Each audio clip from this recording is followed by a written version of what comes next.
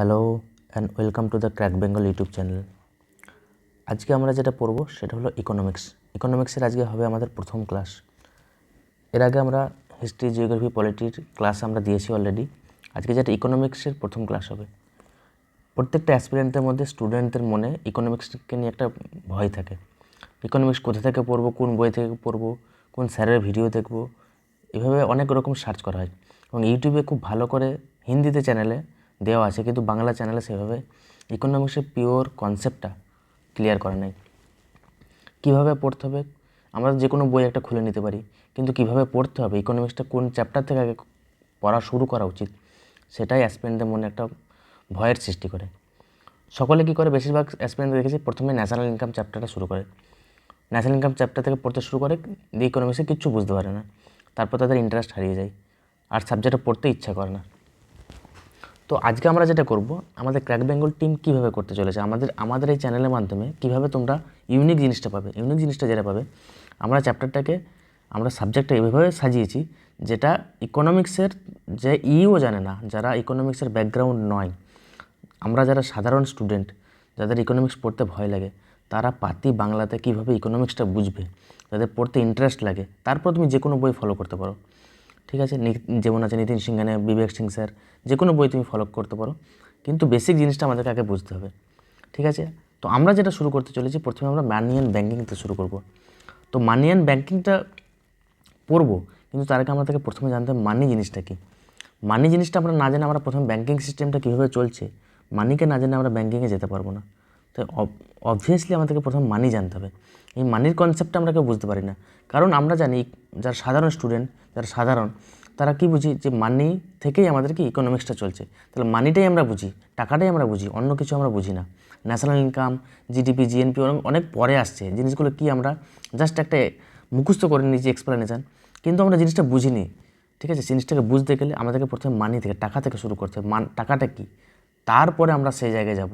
ওকে, তো আজকে যেটা প্রথমে আমরা মানির কনসেপ্টটা ক্লিয়ার করবো, ধীরে ধীরে পার্ট 1, পার্ট 2, পার্ট 3 করে আমরা পরবর্তী ক্লাসে আরও মানি অ্যান্ড ব্যাঙ্কিং করে বাকি সমস্ত চ্যাপ্টার আমরা ইকোনমিক্সের ক্লিয়ার করব। আশা করছি ভিডিওটা দেখার পর তোমাদের কোনো রকম প্রবলেম হবে না, এটুকু তোমাদেরকে শিওর বলতে পারি। তো চলো শুরু করা যাক, আমরা মানিটা দিয়ে শুরু করি, যে মানি জিনিসটা কী। আমরা প্রথমে জানতাম, আমরা অনেকে ছোটোবেলায় পড়েছি, একটা সিস্টেম সম্পর্কে পড়েছি, সেই সিস্টেমটার নাম হচ্ছে তোমার বার্টার সিস্টেম। বার্টার সিস্টেম সম্পর্কে পড়েছি। বার্টার সিস্টেমটা কি, আগেকার টাইমে মানুষের মধ্যে কী ছিল, তখন পেপার কারেন্সি, যে আমাদের এখন যেটা পেপার কারেন্সি, 100 টাকার নোট, ঠিক আছে, বা 1000 টাকার নোট, যে নোটগুলো আমরা ইউজ করি, পেপার কারেন্সি ছিল না, টোকেন কারেন্সিও ছিল না। ঠিক আছে, তখন কিন্তু কোনো কয়েনও ছিল না। তখন কী হতো, বার্টার সিস্টেমের কাজ হতো। বার্টার সিস্টেমটা কি, সাপোজ আমার কাছে জমি আছে এবং আমার জমিতে আমি কী করেছি, ধান চাষ করছি। সাপোজ ধান চাষ করছি, আমার কাছে ধান আছে, ঠিক আছে, আর আমার দরকার হচ্ছে টমেটো। আমার কাছে ধান আছে, কিন্তু আমার কাছে দরকার টমেটো বা সবজি দরকার আমার খাওয়ার জন্য। আরেকটা মানুষ কী করেছে, সে চাষ করেছে কি টমেটো বা আরও শাকসবজি চাষ করেছে। তাহলে আমার নিড আর তার নিড একই। ঠিক আছে, আমার কি নিড, আমার হচ্ছে তার সবজির নিড, তার নিড হচ্ছে কি চালের নিড। ওকে, আমরা এবার কী করলাম, একটা বাজারে গেলাম, বাজারে গিয়ে কী করলাম, যে আমি মানুষটাকে খুঁজছি কার আমার নিডের সাথে, মানে সেই মানুষটার যার চালেরই প্রয়োজন আর আমার সবজির প্রয়োজন। তাহলে আমি সেই মানুষটাকে খুঁজছি বাজারে। সাপোজ একটা মানুষের সাথে আমার পরিচয় হয়ে গেলো যে তার চালের প্রয়োজন, তার কি প্রয়োজন, রাইসের প্রয়োজন, আর আমার কি ভেজিটেবলসের প্রয়োজন। তাহলে তার সঙ্গে যখন আমার ম্যাচ করে গেল, তখন কি আমরা এক্সচেঞ্জ করে নিলাম। এটাকে বলে বার্টার সিস্টেম। ওকে, বার্টার সিস্টেমের মাধ্যমে আমার ইন্টারেস্ট আর সামনের পক্ষের ইন্টারেস্ট, দুজনের ইন্টারেস্টকে মিল হতে হবে, তবেই সেটা কি আমরা বিক্রি করতে পারবো, কিনতে পারবো এবং বিক্রি করতে পারবো, বাই অ্যান্ড সেল করতে পারবো। বোঝা গেল? এখানে পর্যন্ত ক্লিয়ার হলো বার্টার সিস্টেমটা কি। এবার বার্টার সিস্টেমে একটা প্রবলেম আছে। প্রবলেমটা কি, প্রবলেমটা হচ্ছে সাপোজ যে ভেজিটেবল আছে, যে মানুষটার কাছে ভেজিটেবল আছে বা যে কোনো একটা জিনিস আছে, সেটা কি হচ্ছে পেরিসেবল। পেরিসেবল বলতে হচ্ছে তোমার পচনশীল। একটা খাবার আছে, যে কোনো সাপোজ টমেটো আছে, টমেটোটা কি আছে, 1 থেকে 2 দিন বা 3 দিনের বেশি কি সেটা চলবে না, পচে যাবে। তাহলে এই মানুষটা কি, যে ফসলটা এত সারা বছর ধরে ফলালো, হওয়ার পর সেই সবজিটা সে যখন বিক্রি করতে গেল, সাপোজ কারোর সাথে নিডটা তোমার কী করলো না, একে অপরের ফুলফিল করলো না, তাহলে কি হলো, এটা কি পচে গেল। তাহলে কি এটা কি হয়ে গেল, তার হয়ে গেল লস। বুঝতে পারা গেলো। তাহলে বার্টার সিস্টেমের সবথেকে বড় প্রবলেমটা কি? মিসম্যাচ হওয়া। তো এই কারণেই পরবর্তীকালে আমাদের কি মানির কনসেপ্ট আসে, যেখানে মানে কারো কোনো কিছু লস না হবে। তাহলে বুঝতে পারলাম আমরা জিনিসটা কি। প্রথমে দেখলাম আমরা বার্টার সিস্টেমটা কি, বার্টার সিস্টেমটা উঠে যাওয়ার পিছনে রিজনটা কী ছিল এটা বুঝতে পারলাম। ওকে, এরপর আমরা যেটা দেখব সেটা হচ্ছে মানির ফাংশানটা কি। এই যে মানিটা কাজটা কীভাবে করে, কীভাবে কাজটা করে, কাজ কি, এর কাজ আমরা কী জন্য মানিটাকে ইউজ করেছি। ওকে, প্রথমে হচ্ছে মানিটা কী করে, measure of value, measure of value মানে যে কোনো জিনিসের কি ভ্যালুকে মেজার করা হয়। সাপোজ আমি একটা কার কিনলাম, ওকে, আমি একটা কার কিনলাম, এই যে কারটার ভ্যালুটা কি, এটা কিসের মাধ্যমে আমরা মেজার করব, মেজারটা কী করব, মানির মাধ্যমে। কত টাকা লাগছে, কত টাকার মাধ্যমে কারটা কিনলাম। সাপোজ একটা মোবাইল ফোন কিনলাম, এই মোবাইল ফোনটার যে ভ্যালুটা আমরা কিভাবে বুঝবো, মানির মাধ্যমে বুঝবো, কত টাকা দাম। তাহলে মানির একটা প্রথম কাজটা কি, মেজার অফ ভ্যালু। যে কোনো জিনিসেরই কি, যে কোনো কমোডিটির কি ভ্যালুটাকে মেজার করে কে, মানি। বুঝতে পারলাম। দ্বিতীয় হচ্ছে যেটা মানির কাজ, ফাংশনটা কি, সে কাজটা হচ্ছে তোমার medium of exchange, medium of exchange মানে কি, বাই অ্যান্ড সেল করা। সিম্পল কথা হচ্ছে বাই অ্যান্ড সেল করা। আমি কোনো জিনিস কিনবো, ঠিক আছে, মিডিয়াম অফ এক্সচেঞ্জ, আমি কোনো জিনিস কিনবো, আমি মানি দেবো, সেই জিনিসটা আমি নিয়ে নেবো। তাহলে এক্সচেঞ্জ হিসেবে কাজ করছে। তার মানির প্রয়োজন, তার টাকার প্রয়োজন, আমার কি সেই কমোডিটিটার প্রয়োজন, সেই জিনিসটার প্রয়োজন। আমি মোবাইল কিনতে গেলাম, যে মোবাইল দোকানি তার টাকার প্রয়োজন, আমার মোবাইলটার প্রয়োজন। তাহলে কি হলো, তাহলে মানি কি হিসেবে কাজ করলো এখানে, মানি তোমার মিডিয়াম অফ এক্সচেঞ্জ, মানিটাকে মিডিয়াম হিসেবে কাজ করলো। মানে কি মানির মাধ্যমে আমরা কি জিনিসটা পেলাম। তাহলে দ্বিতীয় কাজটা আমরা বুঝতে পারলাম মানির কাজটা কি। ওকে, 3 নম্বর যে কাজটা কী হবে, transfer of value, transfer of value. ঠিক আছে, এই যে ভ্যালুটা যে কোনো জিনিসের কি ট্রান্সফার করতে পারে মানির মাধ্যমে। সাপোজ আমাদের কোনো সৈনিক ভাই কাশ্মীরে তার পোস্টিং আছে, সে কী করছে, আমাদের রাজ্যে ওয়েস্ট বেঙ্গলে কী করছে, সে একটা তার প্যারেন্টসদেরকে, তার পিতামাতাকে কী করছে, কোনো একটা জিনিস সামান পাঠাচ্ছে। তাহলে সে কী করলো, সেই জিনিসটা সেখানে কিনে নিল, সেই জিনিসটাকে কি আমাদেরকে ওয়েস্ট বেঙ্গলে পাঠালো। তাহলে এই যে ট্রান্সফার করলো, এই যে ভ্যালুটাকে ট্রান্সফার করলো, এই যে ট্রান্সফার করাটাকে, এটা হচ্ছে কি মানির মাধ্যমেই করলো, তাই না। তা সেটাকে কী করছে, ট্রান্সফার অফ ভ্যালু, এটাও হচ্ছে কি মানির কাজ। তাহলে মানির 3টে কাজ কি বুঝলাম, একটা হচ্ছে মেজার অফ ভ্যালু, কোনো জিনিসের ভ্যালুটাকে মেজার করার জন্য মানির মাধ্যমে আমরা মেজার করতে পারি। একটা 4 চাকা গাড়ি বা হচ্ছে সাপোজ মোবাইল, একটা হচ্ছে সাধারণ অ্যান্ড্রয়েড ফোন, একটা হচ্ছে আইফোন। তাহলে যে অ্যান্ড্রয়েড ফোন এবং আইফোন দুটোর ভ্যালুটাকে কীভাবে মেজার করব, টাকার মাধ্যমে, তাই না। তাহলে মানি কী করলো, টাকাটা কী করলো, মেজার অফ ভ্যালু হিসেবে কাজ করলো। বুঝতে পারা গেল, মিডিয়াম অফ এক্সচেঞ্জ হিসেবে কাজ করলো এবং ট্রান্সফার অফ ভ্যালু হিসেবে কাজ করলো। ওকে, তাহলে এই পর্যন্ত ক্লিয়ার। আরেকটা মানের কী কাজ আছে, factor of production, factor of production মানে কি, ফ্যাক্টর অফ প্রোডাকশন বলতে কি, সাপোজ একটা ফ্যাক্টরি হবে, সেখানে কি প্রথমে কি ল্যান্ড দরকার, কোনো একটা জায়গা দরকার, প্রথমে একটা ফ্যাক্টরি তৈরি করার জন্য ল্যান্ড নিলাম, ল্যান্ডের জন্য কী দরকার, ল্যান্ডটা কেনার জন্য কী দরকার, টাকার দরকার। তারপরে কি সেই ফ্যাক্টরিটা কাজ করার জন্য কি লেবার দরকার, লেবারদেরকে টাকা কীভাবে দেবে, মানির মাধ্যমে, মানিই তো দেবে না, তাকে তুমি কোনো কমোডিটি দিতে পারো না। তাহলে দিলাম। আরেকটা কি, এই ফ্যাক্টরিটা তৈরি করার জন্য কি আমাদের ক্যাপিটালের প্রয়োজন, মানে টাকার প্রয়োজন এই ফ্যাক্টরিটা তৈরি করার জন্য। বুঝতে পারা গেল। তাহলে কী কাজ দিলাম, factor of production, transfer of value, medium of exchange এবং হচ্ছে মেজার অফ ভ্যালু। এই কটা হচ্ছে কি মানির কাজ। ওকে, আশা করছি এই পর্যন্ত ক্লিয়ার হলো, বুঝতে পারা গেল। এরপর যেটা হচ্ছে আমরা দেখব সেটা হচ্ছে কি ইভ্যালুয়েশন। ঠিক আছে, মানিটা কীভাবে ইভ্যালুয়েশন হলো, ঠিক আছে, মানিটা কীভাবে, আগে আমাদের কী ছিল, আগে আমরা প্রথমে দেখলাম কি বার্টার সিস্টেম ছিল, বার্টার সিস্টেম থেকে আমাদেরকে এই যে বার্টার সিস্টেম থেকে পেপার কারেন্সি, এখন কি আমরা পেপারের মাধ্যমে আমাদের যে মানিটা আমরা যে ট্রান্সফার করি পেপার কারেন্সি পর্যন্ত, বা এখন ক্রিপ্টো কারেন্সিও চলে এসেছে। ঠিক আছে, তাহলে এই যে বার্টার সিস্টেম থেকে ক্রিপ্টো কারেন্সি পর্যন্ত এসেছে, তাহলে এই যে ট্রান্সফারটা হলো এত দূর পর্যন্ত, এটা কী জন্য হঠাৎ করে হয়ে গেল, কিছু নিড হয়েছে, কিছু কারণে হয়েছে, সেই জিনিসটা আমরা এবার বুঝবো। ওকে, ভিডিওটা জুড়ে থাকো, আশা করছি পুরোপুরি মানির কনসেপ্ট তোমাদের ক্লিয়ার হয়ে যাবে। বাংলাতে এরকম কোনো রকমভাবে কোনো চ্যানেলে তুমি পাবে না যে এভাবে মানিটাকে আগে তোমার ক্লিয়ার করেছে। আমরা প্রথমে মানি যদি না বুঝতে পারবো, আমরা ব্যাঙ্কিং সিস্টেম বুঝতে পারবো না। ওকে, আমরা ন্যাশনাল ইনকাম বুঝতে পারবো না। তাই আমার প্রথম ভিডিও মানি সম্পর্কে হচ্ছে, মানিটা আগে ভালো করে ক্লিয়ার করো, তারপরে দেখবে ব্যাঙ্কিং সিস্টেম তুমি ইজিলি বুঝতে পেরে গেছো। ওকে, তাহলে আমরা কি দেখলাম, প্রথমে কী আছে, প্রথম যে মানিটা ছিল সেটা হচ্ছে কি কমোডিটি মানি। কী হচ্ছে, কমোডিটি মানি বলতে কি, কমোডিটি মানি বলতে হচ্ছে কি তোমার আমরা কোনো একটা জিনিস কিনলাম, একটা জিনিসের বাটা সিস্টেম, যেটা একটা জিনিসের পরিবর্তে আরেকটা জিনিস, ওকে।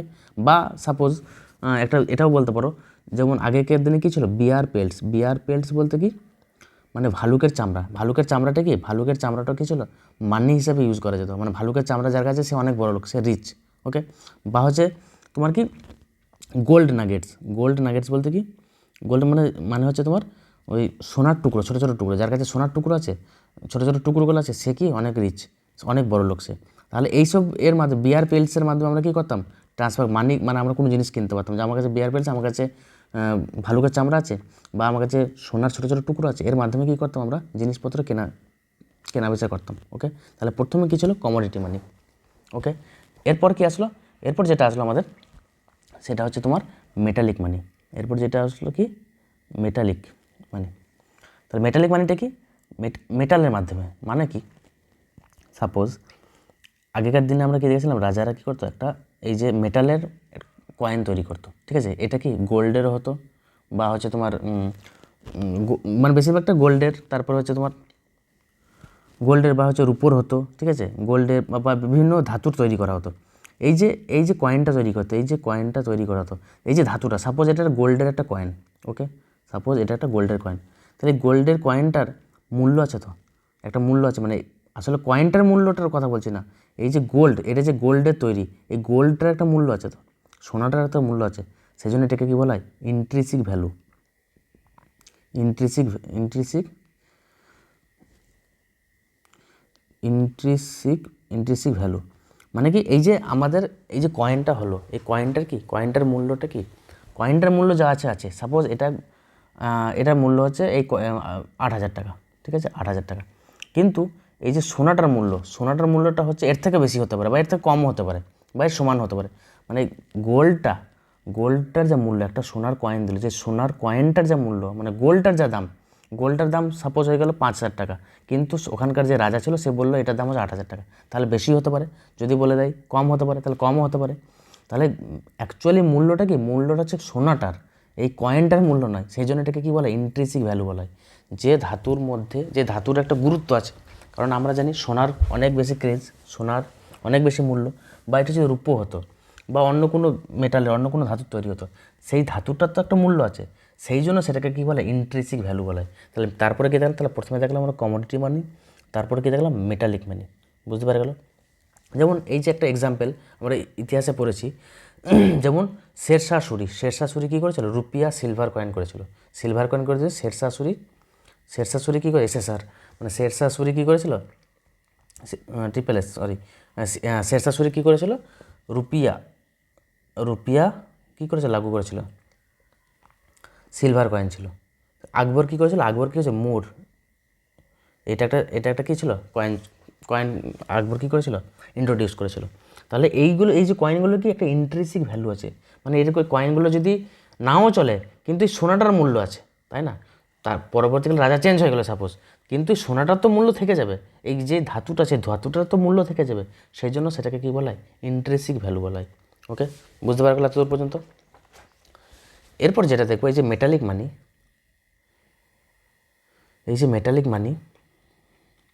মেটালিক মানি হচ্ছে দুটো ভাগ আছে, একটা হচ্ছে ফুল বডি, যেটাকে বলে ফুল বডিড কয়েন, আরেকটা হচ্ছে তোমার টোকেন কয়েন।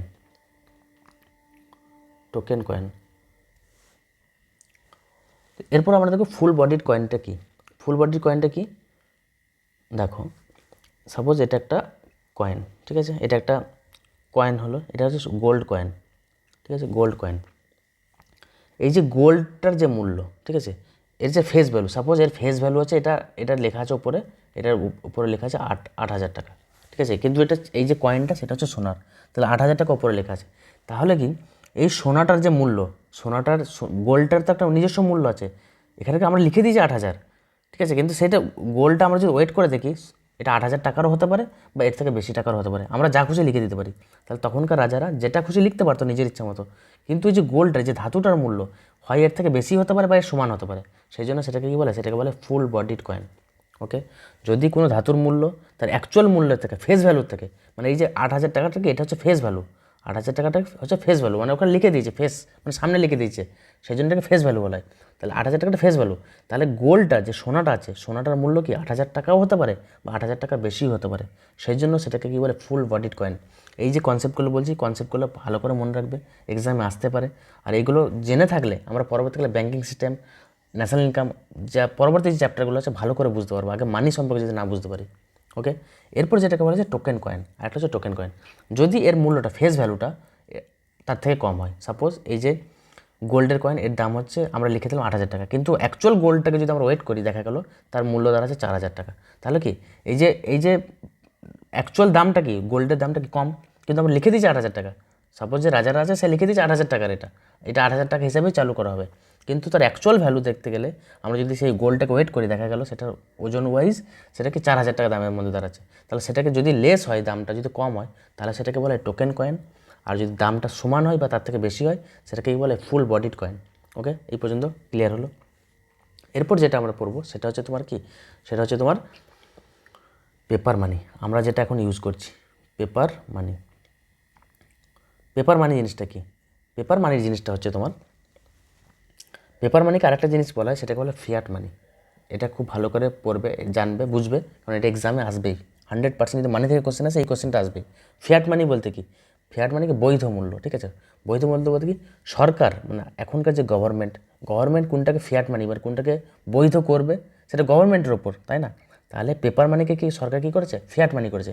এবার ফিয়াট মানি হওয়ার জন্য দুটো কন্ডিশনের প্রয়োজন, দুটো জিনিসে দুটো কন্ডিশন ফুলফিল করতে হবে, তাহলে সেটাকে ফিয়াট মানি বলা হবে। বুঝতে পারা গেলো?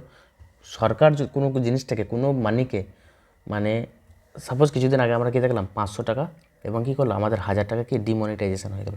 তাহলে কি সরকার কি এটাকে ফিয়াট মানি বলতে ক্যান্সেল করে দিল, এটাকে লিগাল টেন্ডার বলা ক্যান্সেল করে দিল। ওকে, তাহলে কি যে ফিয়াট মানি জিনিসটা কি, যে ফিয়াট মানি সরকার যে বৈধ যেটাকে বলছে, সেটা হতে গেলে দুটো কন্ডিশন ফুলফিল করতে হবে। দুটো কন্ডিশন কী কী? একটা হচ্ছে কী করে, সেটাকে একটা কারেন্সি ফর্মে হতে হবে, সেটা তোমার ফিজিক্যালও হতে পারে, মানে ফিজিক্যাল ফর্মে হতে পারে, ভার্চুয়ালও হতে পারে। মানে যেমন হচ্ছে তোমার বিটকয়েনগুলো, ঠিক আছে? আমাদের দেশে যেহেতু ভার্চুয়াল মানে বিটকয়েন লিগাল নয়, কিন্তু ফিজিক্যাল যে পেপারগুলো আছে, ফিজিক্যালে যে আমরা করছি যে পেপার কারেন্সি যেটা, সেটা কি আমাদের দেশে কী আছে, লিগাল আছে। তাহলে একটা কন্ডিশন হতে হবে, ফিজিক্যাল বা ভার্চুয়াল যে কোনো একটা হতে হবে। তাহলে আমাদের দেশে কি ফিজিক্যাল আছে। ওকে, বোঝা গেল? ফিজিক্যাল কারেন্সি নোটস আছে। এরপর আরেকটা কন্ডিশন ফুলফিল করতে হবে, সেটা হচ্ছে কি, কোনো গভর্নমেন্ট বা হচ্ছে সেন্ট্রাল ব্যাংক বা হচ্ছে কোনো দেশে যদি কুইন থাকে বা হচ্ছে কিং থাকে বা প্রেসিডেন্ট থাকে, তার দ্বারা কী হতে হবে, সেটাকে সাইন করা থাকতে হবে, মানে তার পারমিশন হতে হবে, গভর্নমেন্টের পারমিশন বা সেন্ট্রাল ব্যাংকের বা হচ্ছে কুইন, কিং বা প্রেসিডেন্ট, যে দেশের যেটা নিয়ম সেই অনুযায়ী তার কি পারমিশন হতে হবে। তাহলে দুটো কন্ডিশন যদি ফুলফিল হয়, সেটাকে বৈধ মানি বলা হবে, সেটাকে কী বলা হয়, ফিয়াট মানি বলা হয়। তাহলে পেপার মানি আমরা যেটা ইউজ করছি, সেটা কি আমাদের কি, সেটা হচ্ছে আমাদের ফিয়াট মানি। বুঝতে পারা গেলো? আমরা সাপোজ একটা 100 টাকার নোট ইউজ করছি এখন, 100 টাকার নোট, তাহলে এটা কি আমাদের গভর্নমেন্টকে ইস্যু করেছে, ফার্স্ট অফ অল আমাদের গভর্নমেন্টকে ইস্যু করেছে, মানে গভর্নমেন্ট এটাকে বৈধ বলেছে। তাহলে এটাকে তোমার কী হয়ে গেল, একটা কন্ডিশন ফুলফিল হলো। দ্বিতীয় কন্ডিশনটা কি, যেটা ফিজিক্যাল ফর্মে আছে, আমরা ফিজিক্যালি কি আদান প্রদান করতে পারি, সেটাকে কি গভর্নমেন্ট কি পারমিশন দিয়েছে, সেই জন্য সেটাকে কি বলা হয়, ফিয়াট মানি। ওকে, আজ পর্যন্ত ক্লিয়ার হলো? এরপর দু একটা এখানে ছোটোখাটো মানে দু একটা ফ্যাক্ট আছে, যেগুলো মনে রাখতে হবে, এক্সামে আসতে পারে বা এসেছেও অনেক এক্সামে।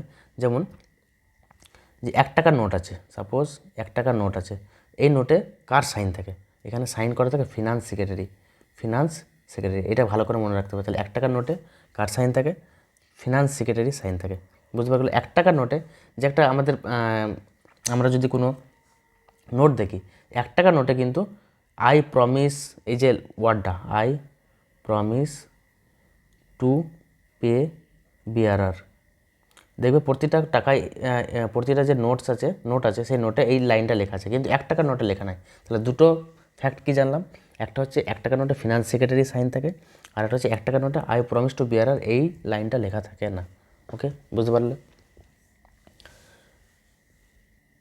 আশা করছি এতদূর পর্যন্ত ক্লিয়ার হলো। এরপর যেটা আমরা দেখব সেটা হচ্ছে কি, খুব ইম্পর্টেন্ট কনসেপ্ট, এটা একদম স্কিপ করবে না, এটা ভালো করে বুঝবে। সেটা হচ্ছে কি তোমার লিগাল টেন্ডার। লিগাল টেন্ডার জিনিসটা কি? লিগাল টেন্ডার কাকে বলা হয়, কী জন্য বলা হয়, কেনই বা বলা হয়? ওকে, এটা হয় ফিয়াট মানি না লিগাল টেন্ডার, দুটো কনসেপ্ট খুবই ইম্পর্টেন্ট মানির কনসেপ্টে। ওকে, তাহলে লিগাল টেন্ডার জিনিসটা কি? লিগাল টেন্ডার হওয়ার জন্য আমাদেরকে দুটো কন্ডিশন ফুলফিল করতে হবে। লিগাল জিনিসটা কি? লিগাল মানে কোনো জিনিস লিগালি, যেটা মানে সরকার ধরো কোনো জিনিস বলে দিল যেটা লিগালি, মানে টেন্ডার বলতে কি আদান প্রদান করা, লিগাল টেন্ডার বলতে আদান প্রদান করা।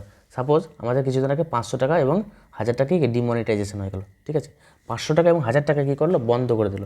তার মানে কি সেটা লিগাল টেন্ডার নয়। মানে আমাকে যদি কেউ এখানে ওই পুরাতন 500 টাকার নোট দেয় তাহলে কি আমি আর নেবো না, কারণ কি ওটা আমাদের সরকার থেকে লিগাল টেন্ডার করা বন্ধ করে দিয়েছে।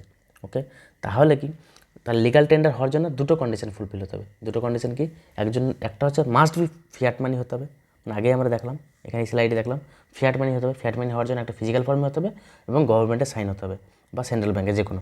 তাহলে এক নম্বর কন্ডিশন কী দেখলাম? ফিয়াট মানি হতে হবে। তাহলে ফিয়াট মানি হওয়া মানে কি? আমাদের সরকারের পারমিশন থাকছে। তাহলে 500 আর 1000 টাকা কী করলো? আমাদের সরকারের পারমিশন ছিল না, সেই জন্য সেটা কি লিগাল টেন্ডার ছিল না। ওকে, বুঝতে পারা গেল? এর সাথে আরেকটা জিনিস হতে হবে কি? It must be legally valid for all debt and transaction through the country. মানে কি? যত রকম ট্রানজ্যাকশান হবে, সেটা যেন লিগালি ভ্যালিড হয় সব জায়গায়। মানে কি? যে টাকাটা আমাদের সরকার সাপোজ একটা 100 টাকার নোট ইস্যু করেছে, এই নোটটা আমাদের দেশে সব জায়গায় যেন ভ্যালিড হয়, সবাই যেন সেই টাকাটার মাধ্যমে কী করতে পারে? আদান প্রদান করতে পারে। বুঝতে পারলে? তাহলে দুটো কন্ডিশন হতে হবে লিগাল টেন্ডার হওয়ার জন্য। একটা হচ্ছে ফিয়াট মানি হতে হবে, একটা হচ্ছে যে valid for all dates and transaction. যত রকম আমাদের ধার আছে তার জন্য যদি আমরা সেটাকে পূরণ করি, এবং যে ট্রানজ্যাকশান করার জন্য, ট্রানজ্যাকশান অল ওভার দ্য কান্ট্রিতে হয়, তাহলে এই দুটো কন্ডিশন যদি ফুলফিল হয় সেই মানিটাকে আমরা কী বলবো? লিগাল টেন্ডার বলবো। ওকে, বুঝতে পারা গেল? তাহলে আমরা কি দেখেছিলাম? 500 এবং 1000 টাকার নোটটা কি আমাদের লিগাল টেন্ডার ছিল না। 500 এবং 1000 টাকার নোটটা কি আমাদের ব্যান করে দিয়েছিল সরকার, কারণ কি সেটা আর এরপর থেকে লিগাল টেন্ডার হিসেবে ইউজ করা হয়নি। ওকে, এরপর আমরা একটা জিনিস দেখব, সেটা হচ্ছে কি কমেমোরেটিভ কয়েন্স। কমেমোরেটিভ কয়েন্স বলতে সরকার মাঝে মধ্যে দেখবে লাগু করে কোনো একটা মহান ব্যক্তির নামে কমেমোরেটিভ কয়েন্স, তার স্মরণে, ঠিক আছে? যেমন হচ্ছে কমেমোরেটিভ কয়েন্স, ঠিক আছে? কমেমোরেটিভ কয়েন্সটা কি? সাপোজ একটা কয়েন কোনো মহান পুরুষের, আমাদের স্বাধীনতা সংগ্রামীর নামে, তার নামে একটা কয়েন ইস্যু করে সরকার।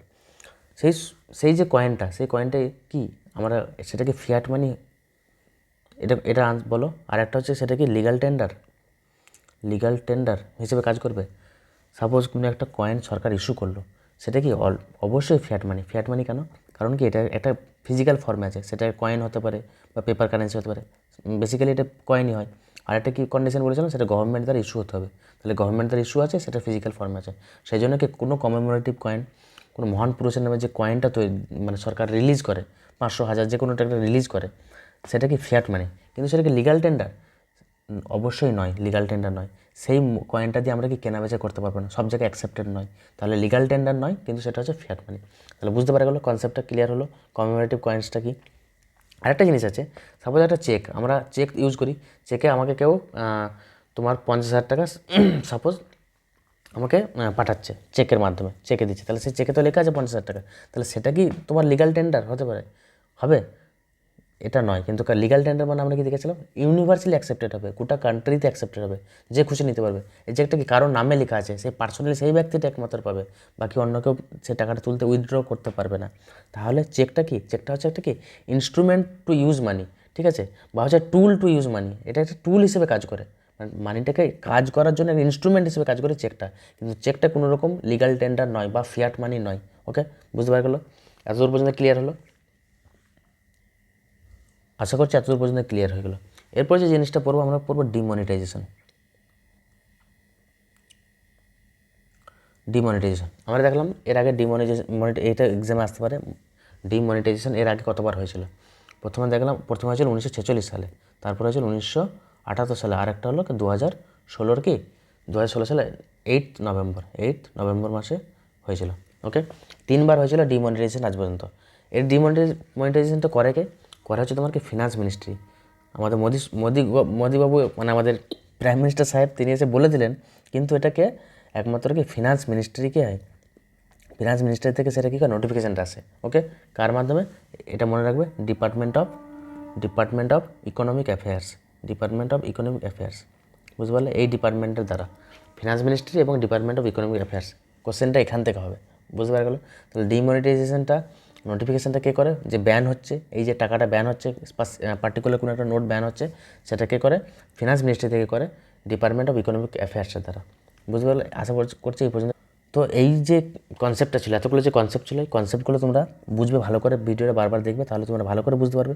মানির কনসেপ্টটা আমাদেরকে ভালো করে বুঝতে হবে। লিগাল টেন্ডার কী, ফিয়াট মানি কী, ওকে, মেটালিক মানি কী, ইন্ট্রিনসিক ভ্যালু, এই যে ওয়ার্ডটা, ইন্ট্রিনসিক ভ্যালু আছে কি না কোনো পেপারের। সাপোজ একটা পেপার কারেন্সি, এটা একটা পেপার কারেন্সি, এই যে পেপার, ঠিক আছে, পেপারে আমার 1000 টাকা লেখা আছে, ঠিক আছে, এই যে পেপারটা, এই পেপারটা কি কোনো রকম ভ্যালু আছে? কোনো রকম ইন্ট্রিনসিক ভ্যালু আছে? নেই। পেপারটা আমরা ছিঁড়ে ফেলে দিতে পারি। সরকার যদি বলে এটাকে আমরা ফিয়াট মানি হিসেবে ইস্যু করবো না, তাহলে কী হয়ে গেলো? সেটা কি, পেপারটার কোনো গুরুত্ব নাই। যেমন আগেকার দিনে 1000 টাকা আর 500 টাকা নোট যদি ফেলেও দেয় রাস্তায়, কেউ আর কুড়াবে না। কারণ কি, সেটা সরকার থেকে তার ফিয়াট মানি ঘোষণা করে দিয়েছে, যেটা ওটা লিগাল টেন্ডার নয়। ওকে, বুঝতে পারা গেলো? তাহলে কি, একটা যদি কয়েন থাকে, সোনার কয়েন থাকে, সেই সোনার কয়েনটা সরকার যদি তুলেও নেয়, তবুও সোনাটার দাম আছে, সেই জন্য সেটাকে বলে ইন্ট্রিনসিক ভ্যালু আছে। সেই জন্য সেটাকে কী বলে? সেটাকে বলে তার ইন্ট্রিনসিক ভ্যালু। ওকে, কিন্তু পেপারে একটা যদি পেপার থাকে, পেপারটার ইন্ট্রিনসিক, পেপারটা কোনো দামই নেই। ওকে, সেই জন্য পেপারটার কোনো ইন্ট্রিনসিক ভ্যালু নেই। তাহলে ইন্ট্রিনসিক ভ্যালুটা বুঝলাম, মেটালিক মানি বুঝলাম, তারপরে কি বাটার সিস্টেম বুঝলাম, কমোডিটি মানি বুঝলাম। ওকে, আর কি বুঝলাম? তারপর তোমার ফিয়াট মানি, লিগাল টেন্ডার, ওকে, আর হচ্ছে কমেমোরেটিভ কয়েন। তো এতদূর পর্যন্ত আশা করছি আমাদের ক্লিয়ার হলো আর ভালো করে বুঝতে পেরেছি। তার মানির কনসেপ্টটা আজকে ক্লিয়ার হলো। এরপর আমরা ধীরে ধীরে ব্যাঙ্কিংয়ে যাবো, পার্ট 2 এর আসবে, আরও ভালো করে ক্লিয়ার হয়ে যাবে। Okay, have a good day, thank you.